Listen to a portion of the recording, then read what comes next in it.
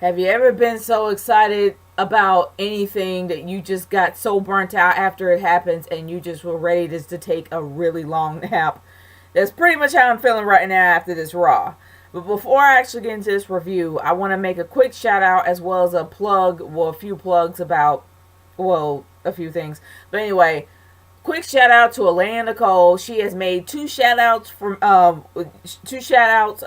with me or for me on the post Raw rundown as well as on her Raw review, and I give like some major props for her. Like her channel is amazing, her content is amazing. She's on the post Raw rundown with OK Fabe, Hill Steven, and whoever other person that they have at the time.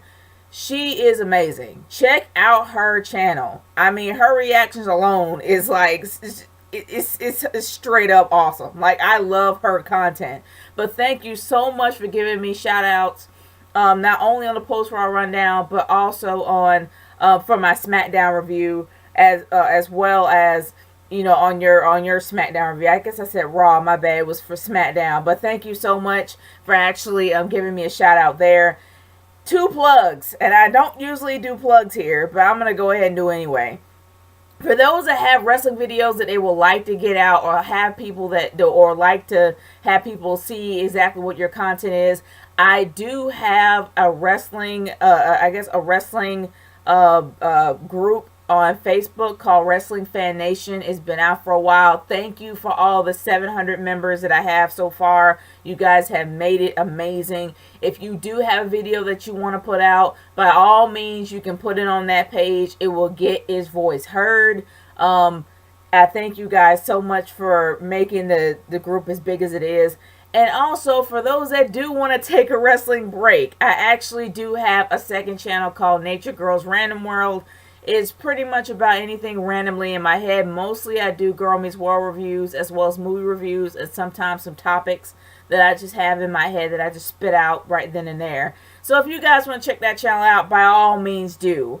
But anyway, enough of the plugs. It's about Raw, so let's get on with this review.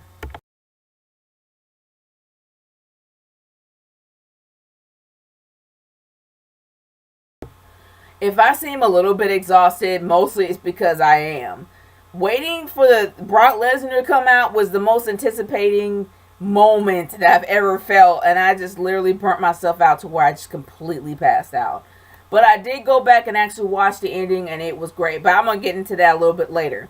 Now, before I actually get into my Raw review, I am going to still do power rankings, but instead of calling power rankings, I might call them, I don't know, the brand battles. I might just call them the brand battles instead. It's a work in progress, because for July, of course, for July was the brand split. So some of the people that is actually on my data list was either drafted to SmackDown or drafted to Raw. So what I decided to do is, instead of making it whoever is going to be the top dog of the month, I'm going to make it to where whoever is the top brand of the month. I can't even talk right now. But, like, for example, if we have Roman Reigns being number one, it's going to be Raw that's going to be number one for the month with Roman Reigns. Like, Raw's going to be like the top brand with Roman Reigns representing Raw. Or if it's the opposite, if John Cena ends up being number one, the John Cena is going to be, going to put SmackDown on top. But SmackDown will be the number one show of July. That's just how I'm going to set it up. It's just a work in progress. But instead of just making SmackDown the only show that I'm going to actually take data from for this month, I'm going to actually take data from both shows. So I'm going to probably make it just a bit of a brand battle. But anyway, it's a work in progress. I do have the data in for July. I just need to put down the Battleground wins, and then actually remember who is on what brand. But other than that, I'll try to put it up sometime this week. Hopefully sometime this week. But other than that, let's move on to Raw.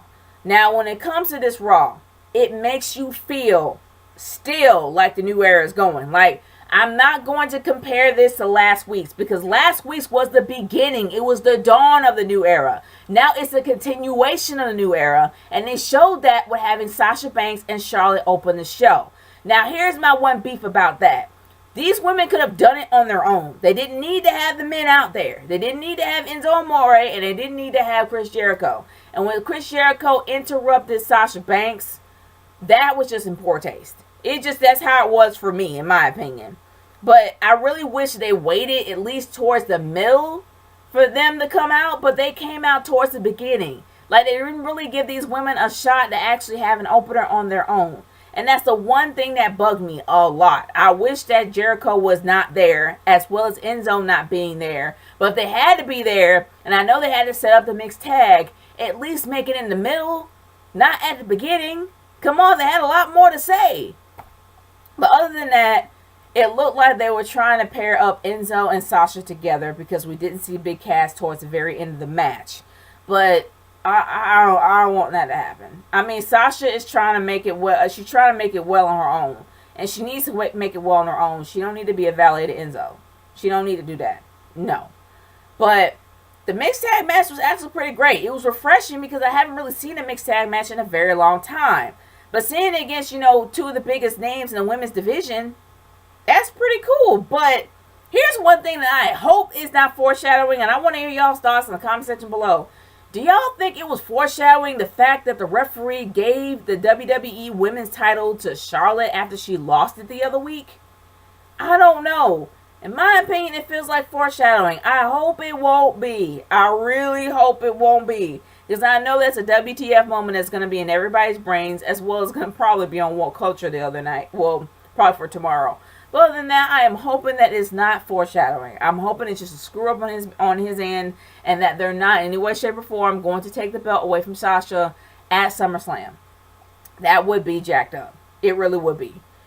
But speaking of new beginnings, we have Lana and Rusev just got married this Friday, and they acknowledged it on Raw. Well, at least Lana did. But I love Rusev as a heel. I really do. Rusev has been a dominant beast as the U.S. champion. I enjoy his title reign. I really do. And the fact that he went off on the crowd about the Olympics, about Russia and Bulgaria being banned. I don't know whether or not that was a shoot or a work. It was probably both, but he was not happy. And then here comes Roman Reigns coming out there. Now, when it comes to Roman Reigns, they had every opportunity to make this guy either turn heel or be booked as an underdog. They are not doing a good job with either at this point. Now, last week they had every opportunity to turn him heel, and they chose to make him a babyface. Still, congratulating Finn Balor, saying, "Oh, good job, you won," all this other hoorah. But honestly, when it comes to tonight, they have every opportunity to make him an underdog. He's going up against Rusev, for crying out loud. Rusev fought Mark Henry. Now, putting Mark Henry in the accolade could not be that easy. And I'm going to get into Mark Henry a little bit later. But the thing of it is, if they really do want to make Roman look strong, they got to book him as an underdog, which means that he has to put on a great match but not win. Seriously. He's going up against Rusev. Rusev is an amazing grappler. But when it comes to Roman Reigns doesn't have a finisher to put him away. He doesn't. You can't put anybody away with Superman punch. I don't care. I don't care what anybody says. You cannot put anybody away unless you're the size of Brock Lesnar with the Superman punch. Not to mention that his spear, he uses the forearm for his spear, not his shoulder. If you use the shoulder and your forearm, you're putting a lot of power there. But he just uses his forearm. That's not enough. It's not. He doesn't have a move to put anybody away. But Rusev has the accolade. The accolade can knock anybody out. So honestly, if Roman Reigns wins this, not only will it not look realistic to the crowd will hate him more. So let's be honest. If you want to do it well, you gotta book him as an underdog. He has to put on an amazing match, but he cannot win in any way, shape, or form. Do not have him win. Let's go backwards to Mark Henry. Now, we finally saw Mark Henry after a while. I had no idea he was going to be in the Rio Olympics. Good Lord, I hope you have your shots. That's all I can say about that. Like I said, from what I hear about Rio, it don't sound good, and I hope you come back alive. That's all I'm going to say about that. But anyway, when it comes to Mark Henry has been considered a joke for most of his career. Seriously. The only time that he was taken seriously was the fact that he actually did get booked as a heel. He was an amazing heel. That big swerve that he put on the crowd by his retirement was great. He had really great moments, great feuds with the Big Show, but he's never been able to get that Grand Slam ring. He's never been able to do that, excuse me. From the fact that he has never been able to get the WWE title, and now he won't ever be able to have it because now he's on Raw. There's no point in having him there. Seriously. He ended up going up against Rusev. Do you really think that he's going to win? And do you really think they're going to have Rusev lose? For the fact that Rusev is supposed to be on his honeymoon right now, and he's actually at work, it's kind of jacked up. It really, really is. He just got married to Lana, and he actually is at work. Jacked up. That's all I got to say about that. And yeah, who would spend $75,000 on a dress you only wear one time? Good night. But anyway, let's move on from there. The matches of the night actually was pretty good, but the best segment that I can definitely say was the last segment of the night, and that was the main event. But let's get into Seth Rollins and Finn Balor. I love this feud. I love the thought of it. I mean, this is an amazing setup. It got me definitely excited. Finn Balor has never really been a great guy in the ring. Well, he's been a great guy in the ring, but not a great guy on the mic. He's getting a lot better. I mean, before he had of course, he's Irish, so he has a really thick Irish accent. But it's not as bad as Becky's. But honestly, his accent is not as bad as it was. It's to the point where he's still able to at least formulate words to where it don't sound like it's a garbled mess. And I know it sounds like I'm insulting anyone that's Irish is watching this. I'm sorry. I'm really not trying to offend you. But when it comes to Finn Balor and the way he spoke, before he did have a very thick Irish accent. Now he still has an Irish accent, but it's to the point where it actually does not hinder him when it comes to saying some words that we speak. But he is a lot better. It has a lot of emotion on the mic. I enjoy it. I really do. His feud with Samoa Joe was one of the best, but I really do believe that his feud with Seth Rollins is going to be even better. I really do. I'm looking forward to it. I really, really am. But moving on down the line, and I know that I could talk about the New Day all day, but with Xavier Woods not being able to perform in his hometown, that's kind of a shame. But let's move on from there. I want to talk about the main event. Brock Lesnar. Brock freaking Lesnar. The guy that I have been waiting for to show up for like the entire night. It was a smart move for him to be last because everybody really wanted to see Brock Lesnar. And if Brock Lesnar came out early, you would have seen those seats empty. Seriously. So I think that was a good call on their end. But it was also amazing to see Paul Heyman in there. Now, for a while, I had no idea whether or not Paul Heyman actually had his contract renewed. But now we know he has it renewed. The fact he might be there for a small period of time, I have no idea. But it was great to see him. And then we end up having Brock Lesnar come out.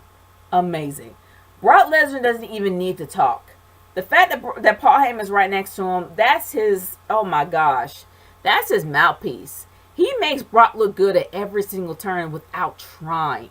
I think that's awesome. But even more awesome than that is the RKO out of nowhere. Now, the one thing that makes it awesome, as much as I'm a huge fan of Brock Lesnar, I love the fact that we had Randy Orton come out of nowhere and literally give Brock Lesnar an RKO. And Brock got up like it was nothing. I enjoyed that. I really, really did. Now, when it comes to Randy Orton, the fact that he's on SmackDown, he's invading that show makes it even better. Because that gets you into wanting to watch SmackDown and wanting to know what's going to happen next. Whether or not Brock is going to invade SmackDown and whether or not he is going to take out Randy Orton. It gets you interested in both shows. I think that that's very clever. I think that's a great idea because SmackDown really does need the views.